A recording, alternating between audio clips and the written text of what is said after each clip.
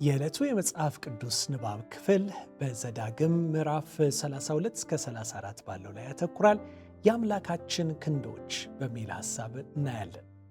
ሙሴ በእግዚአብሔር ላይ ስንታመን እርሱን መጠጊያችን ስናደርግና በእርሱ ጥላ ስር መኖርን ስንመርጥ የምናገኘውን ታላቅ በረከት ሲገልጥ የዚህ የዘላለም አምላክ ክንዶች ከኛ በታች እንደሚሆኑ ይነግረናል።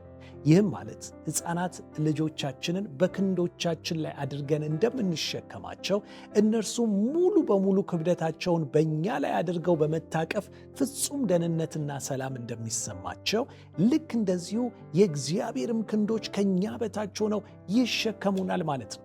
ይህ እንዴት ያለ ታላቅ ዕድል ነው! እስቲ ስለ እነዚህ ክንዶች ደግሞ ጥቂት እንይ። አንደኛ፣ እነዚህ ክንዶች ብርቱ ክንዶች ናቸው። ዳዊት ስለ እግዚአብሔር ክንዶች እንዲህ በማለት ይዘምራል። አንተ ክንደ ብርቱ ነህ፣ እጅህ ኃያል ናት፣ ቀኝ እጅህም ከፍ ከፍ ያለች ናት ይላል መዝሙር 89:13። በእርግጥም የአምላካችን የእግዚአብሔር ክንዶች ብርቱ ናቸው። ለእርሱ የሚሳነው አንዳች ነገር የለም። እርሱ ብርቱ ክንዶቹ ለመሸከም የሚከብዳቸው ምንም አይነት ክብደት የለም። ሁለተኛ፣ እነዚህ ክንዶች የተዘረጉ ክንዶች ናቸው። የእግዚአብሔር ክንዶች ብርቱ ብቻ ሳይሆኑ ደግሞ የተዘረጉ ክንዶች ናቸው። በታላቁ ኃይሌ በተዘረጋው ክንዴ ምድርን በላዩዋ የሚኖሩትን ሰዎችን፣ እንስሳትን ፈጥሬአለሁ፣ ለምወደውም እሰጣለሁ ይላል ኤርምያስ 27:5። የእርሱ ክንዶች እኛን ለመፍጠር ተዘርግተዋል። እኛን ለማዳን በመስቀል ላይ እንዲሁ ተዘርግተዋል። ዛሬም ዕለት ዕለት በእርሱ ላይ ስንደገፍ በክንዶቹ ሊሸከመን የሚወደን አምላክ ወደ እኛ ክንዶቹን ዘርግቷል። የእርሱ ክንዶች የታጠፉ ክንዶች ሳይሆኑ የተዘረጉ ክንዶች ናቸው። ስሙ የተመሰገነ ይሁን። ሦስተኛ፣ የእርሱ ክንዶች ቅዱስ ክንዶች ናቸው።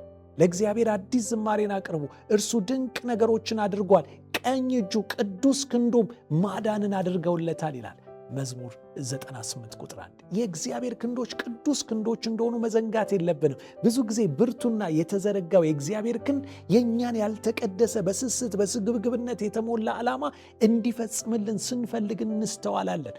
የእግዚአብሔር ክንድ ግን ቅዱስ ክንድ ነው። የራሱን ፈቃድ የሚፈጽም ከክፋት ጋር የማይተባበር በጽድቅና በእውነት የሚሠራ ክንድ ነው።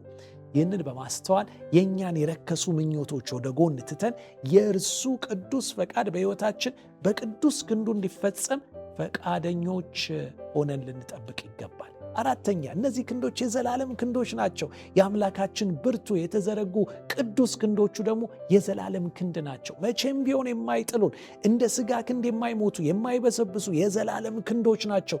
የዘላለም ክንዶች ካንተ በታች ናቸው ይላል ዘዳግም 33:27። ስለዚህ እንዲህ ብለን እንጸልይ። አባት ሆይ፣ ያንተ ብርቱ የተዘረጉ ቅዱስና ዘላለማዊ ክንዶች እንዲሸከሙን እኛም ሁለንተናችንን በአንተ ላይ እንድንጥል በጸጋ እርዳን።